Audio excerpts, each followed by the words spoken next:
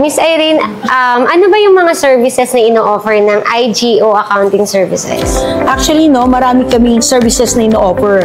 Simula sa pag-start ng business hanggang sa matapos to. So, sa business registration, una, kung gusto mong sole prop, DTI, Mayor's Permit, SEC registration, lahat yung kinikater namin. Even FDA, IPO registration, meron din. We also cater bookkeeping services, and then yung mga mandatory filing natin sa BIR, even financial statement preparation, HR services, payroll services, kung magko-close din ng business, nag-offer din kami nun, and anything na need ng client. So, parang sabi nga, one-stop shop kami. Yung tipo bang kailangan mo ng, kung meron kang need para sa negosyo mo, kami na gumagawa nun. Kung kailangan mo ng taong taga-kolekta, pwede rin kami doon. Kung kailangan mo ng tao na mag-screen ng lahat ng applicants nyo, meron din kami doon. So parang lahat ng kailangan ng sa negosyo when it comes to processing, yes, kami and lang, accounting. Kami na yung business processing and business solution. So para focus na lang yung mga ibang negosyante sa sales, operation, and yung marketing nila. Kami na yung kanilang pang backup. Oo, and hindi na nila kailangan mag-hire pa ng tao, pwedeng kayo na yung tumulong sa kanila. Yes, correct ka dyan. Yun yung mga services na in-offer namin.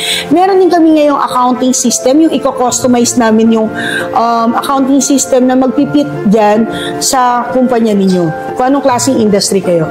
Accounting system, payroll system, inventory system. Lahat po yun. Mukhang kailangan ko yan. So, meron kami ganun. Ayan.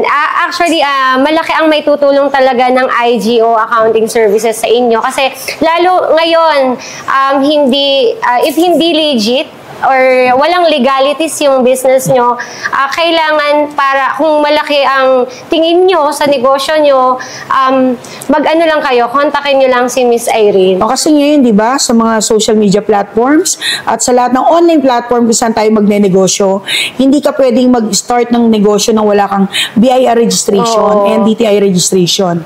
And yun, isa yun sa mga ino-offer namin services. Oo. And lalo na sa mga nag-i-e-com dyan na kailangan ng help, lalo na sa mga platform, kailangan talaga ng legalities and syempre yung BIR. Yan, very important yan. Correct. Meron din kami pre-consultation para malaman natin ano bang problema ng negosyo mo. And then from that consultation, sasabihin namin sa iyo kung ano yung mga services na pwede mong i-avail. So, ayan. Reach out nyo lang si Ma'am Irene.